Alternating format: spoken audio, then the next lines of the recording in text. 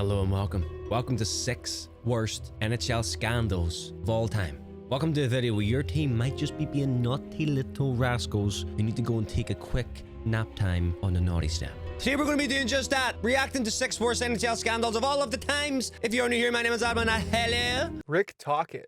The former Stanley Cup champion Rick Tocchet was an assistant coach for the Phoenix Coyotes when it was found that he ran an illegal gambling ring in New Jersey. Immediately, people began speculating if Coyotes coach at the time, NHL legend Wayne Gretzky, was involved in the ring at all. Gretzky denied allegations, but it was later revealed that his wife Janet had placed bets. Investigations were ran to see if Wayne Gretzky had placed bets through his wife, but no evidence was found.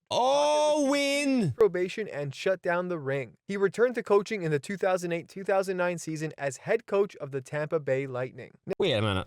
Isn't that illegal? Wasn't it illegal? Or did nothing ever get found? Was there no evidence to ever suggest that he was doing any wrong? Oh my god, that is so this sketchy, seems pretty minor, but the fact that Gretzky's name is involved makes it way more interesting and makes you think who else could have been involved, but were lucky enough to fly under the radar. The Chicago Blackhawks.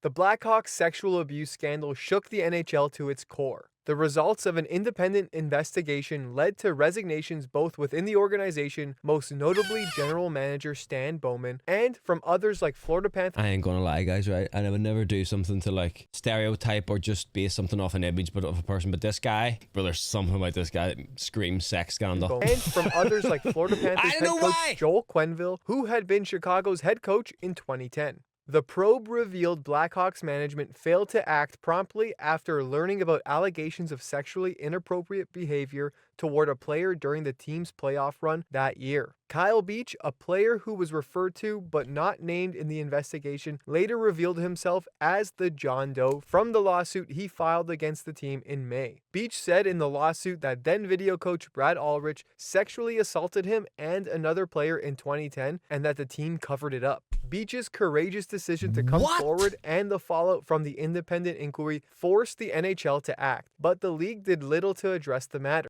What did he do to him? Held a video call with Beach during which the ex-player questioned the league's handling of his allegations. Bettman and his deputy commissioner Bill Daly held a press conference to discuss the NHL's response, but were criticized for not taking more responsibility and ignoring TSN's Rick Westhead, whose reporting on the story was the most consequential, until other media members called them out on his behalf. Oh my god. In December, less than a week before Beach and the Blackhawks reached a confidential settlement, the league extended its commitment to inclusion, diversity, safety, and respect, which included mandatory training sessions for all team personnel.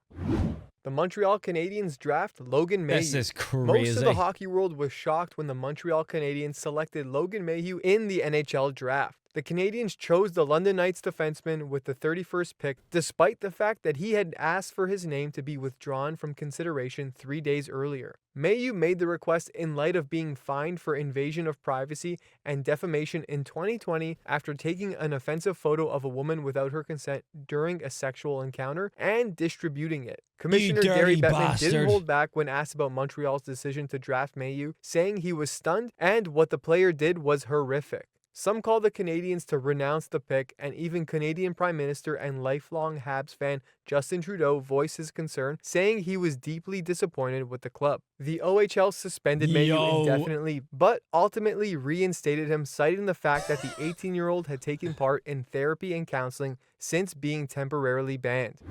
Billy Tibbits. This enforcer from the early 2000s was called up to the Pittsburgh Penguins stop taking photographs of women without after knowing, scoring 38 points in 38 games in the AHL. Now, of course, success in the AHL doesn't always equal success in the NHL, and he never did much for the Penguins, besides sucker punching an opponent in a game against the Atlanta Thrashers where Tibbits threw a punch at Darcy Hordichuk, who wasn't even on the ice at the time. He was actually on the bench. The NHL did suspend Tibbits for that play, but that is not why we included him in this video. He is in this video for way worse of a reason. Oh no. In 1994, Tibbits was charged with rape based on a 1992 interaction between a 17-year-old Tibbits and a 15-year-old girl that the convicting judge called brutal in nature. Following this, he was arrested again for assault and battery with a BB gun, disorderly conduct, and witness intimidation. Overall, Tibbits served 39 months in prison. Fortunately for him, after paying his dues in prison, he was given a second chance and was able to make a short NHL career out of it. I am so sorry, bro, but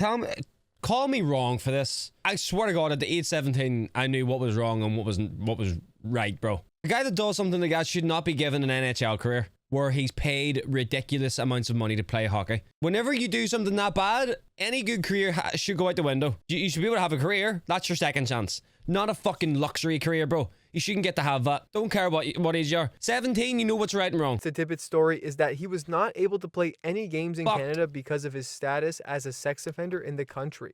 W Canada. Stint with the New York Rangers in 2003, Tibbits has gone on to play for the ECHL San Diego Gulls, Las Vegas Wranglers, and the Idaho Steelheads, along with a variety of European teams. Now, I guess this was early 2000s when they let him back in, but I do not understand how they can let someone with this type of a charge back into the league, especially when this is what he's doing now. Wake the Situate Police, Kerry Smith, Gil Martin, all those other people involved set me up and framed me for rape.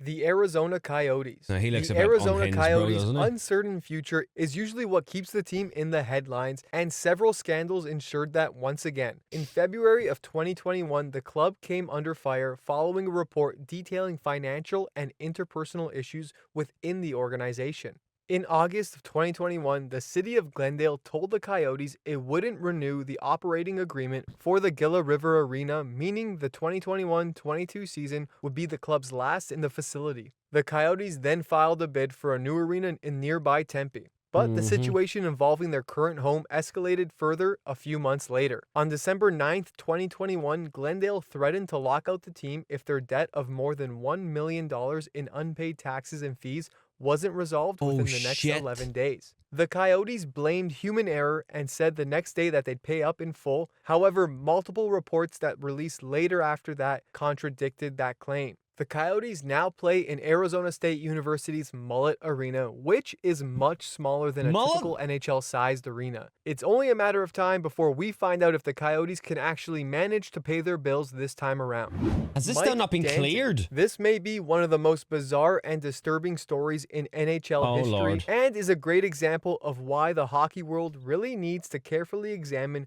junior hockey head coaches and agents. Mike Danton was a rising star as a junior. Unfortunately, he was playing for David Frost, who took obsessive control over Danton's life and eventually made him become estranged from his family. Danton's original last name was Jefferson, but he changed it so he can officially separate himself from his family. Frost, his head coach, had convinced him to do this. After the 2003-2004 playoffs, where Danton was playing with the St. Louis Blues, it was revealed that Danton was attempting to hire a hitman to murder David Frost, and Danton was arrested.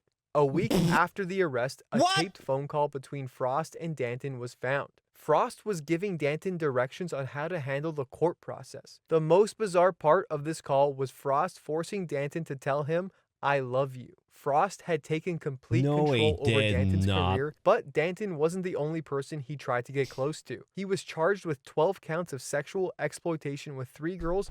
You ever like catch on that people that do these stuff always look like people that would do this stuff? Look at this boy.